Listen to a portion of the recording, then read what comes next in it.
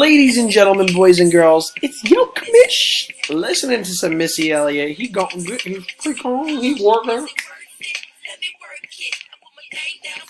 You know why? Because when you guarantee a victory, you got to go full Joe Namath on it. You got to back it up, and you got to do it. I did. This is your PRNSC Week 7 rundown. Your commission is live from the greatest city in the world. It is 7:41 on a Tuesday night. I'm doing this real fast because we got a World Series game coming up real fast. I would ask what time the Yankees play, but I can't. Anywho, it's your commish. Big week for Quaker Oats. 105 I'm not happy with. What I am happy with is a victory. I'm not happy with David Johnson doing just about nothing and Evan Ingram doing just about nothing and the Vikings defense doing, well, just about nothing. 105 is not going to cut it, especially when you got John Brown 16.5 on the bench. I would like to say it was fun watching Monday Night Football, only because I had Julian Edelman, and anytime it seemed like Le'Veon got a point, Julian Edelman got another point. But besides that, that game was... I really only watched for the Star Wars trailer. So Aquafil and Company drops to 3-4. Quaker Oats moves to 4-3. Very happy with the win. Let's keep the good times rolling for Quaker Oats. Next up, we've got... PRNSC Hall of Fame Class 18 taking on Doggy Paddle. This was our matchup of the weeks, folks, and it really did not disappoint. We've got one undefeated team left in the league, and it's your boy Snorlax playing the pokey flute. He's awake in the PRNSC FFL. That's right, PRNSC Hall of Fame Class 18. Timmy Fusco, the one who was like, I don't think I'm going to do this league this year, is now 7-0, and he wants everybody's money. And you know what, Tim? Maybe I just got to go to Lambeau Field every week because your boy Aaron Rodgers puts up nearly 40 points and basically carried you to victory because David Montgomery did nada. Cooper Kupp only had 8, Breedy a 5, Bears defense 3. So you can thank the football gods that your good luck charm was there for you at Lambeau Field. Doggy Paddle 117.8, respectable. Toss-up really there. Needed more from Larry Fitz, needed more from Robbie Anderson. Didn't have much bench points going on, so it didn't look like it was your week. It happens. You're 6-1, nothing to hold your head down and keep your head held high. Next up was the maintenance guy with a huge upset over Brett's swimming lessons, 135 to 115. Ryan goes to 2-5. Cameron drops to 3-4. Powered by... well, really nobody. It seems like everybody here just kind of had a basically average week. Well, you know, there's DeAndre Hopkins with 20.5 here.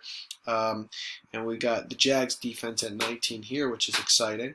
Cameron, where'd you fuck up? George Kittle, 4.5, playing in the rain. Terry McLaurin. Cameron lives and dies by Terry McLaurin. 1.5 points, not good enough. Oh, and Philip Lindsay only put up 5. So there's that. Cam, 115. It's like one of those floaters. It should be enough sometimes, not always. I only put up 105. You would have beat me. No, not enough to beat Ryan Windrum. Moving on. The retired garbage man gets a win over Zach's chlorine readings, 135.8 to 117.5. Tom Deanna, I don't know what happened to you, man. You were going for a three-peat last year in the finals, and I think I just sucked the life out of him. 135.8 to 117.5 are final here. Johnny Soaks moves to 4-3. Zach's chlorine readings 1-6. I'm not going to talk about that much because Tom, I don't think you really want me to talk about it much. I will say Sokol loses out on Kerryon Johnson because he just landed himself on the IR. Looks like you're going to need more from Melvin Gordon, Johnny boy. And last but not least, it was the Battle of the Higgins Bowl.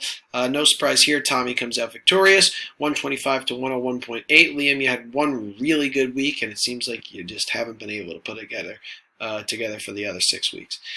Team Kiddie Pool Island moves to 4-3 here. Nice job all around by the PRNSC FFL this week. Let's check out our standings, and we will go into our power rankings really quickly. And the Big Rockets, Doggy Paddle still atop the division at 6-1 after suffering his first loss of the year.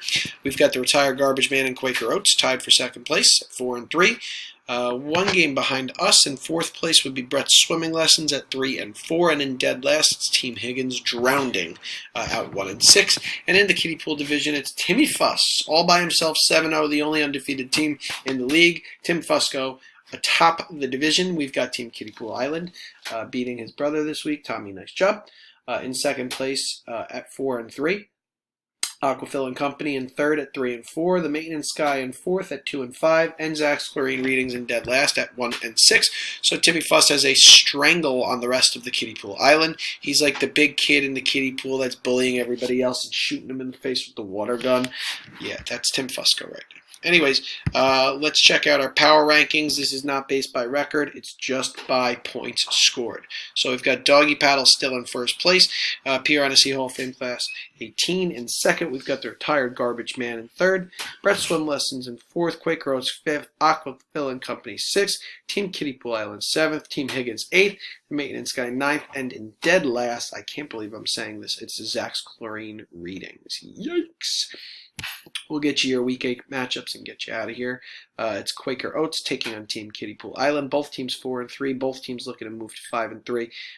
Close one here. Win probability at 51% for Team Kiddie Pool Island, but that is because I have one player on a bye. As you can see, I only have 10 in play, and David Johnson did nada. So maybe you got to think about benching him. We'll see what happens there. It's all subject to change. Timmy Fuss takes on Cam Daddy. That's Brett's Swimming Lessons taking on PRNSC Hall of Fame Class 18. Cam looking to pull off the big upset. Cam needs it. Dropping to 3 and 5 in this league is hard to do. If you're going to do it, you got to pull off a big trade like I did last year and win out Cameron. That was fun. Next is the Retired Garbage Man at 4 and 3, taking on the Maintenance Guy, Ryan Wintram, at 2 and 5. Ryan coming off of a big win this week, so we'll see what happens here. Johnny Soaks also coming off of a win this week, so both teams riding high here. We've got Team Higgins at 1 and 6, taking on Zach's Chlorine Readings at 1 and 6. I thought about making this the matchup of the week because somebody is going to lose and somebody's going to be 1 and 7. It just didn't feel right. Didn't feel right. Didn't have the gusto that I needed for our matchup of the week. And then last but not least, our matchup of the week is going to be Doggy Paddle versus Aquafil and Company. It's Matt Hansen at 6 and 1, taking on Mike Barron at 3 and 4. I like Mike's team. I think that he's got a chance to pull up an upset here. Hansen just lost his first game of the year, so I'm trying to sniff out an upset. So Aquafil and Company and Doggy Paddle, you are our game of the week. That's all I got for you guys this week. Stay tuned for our Week 8 rundown next week. Peace. There it is.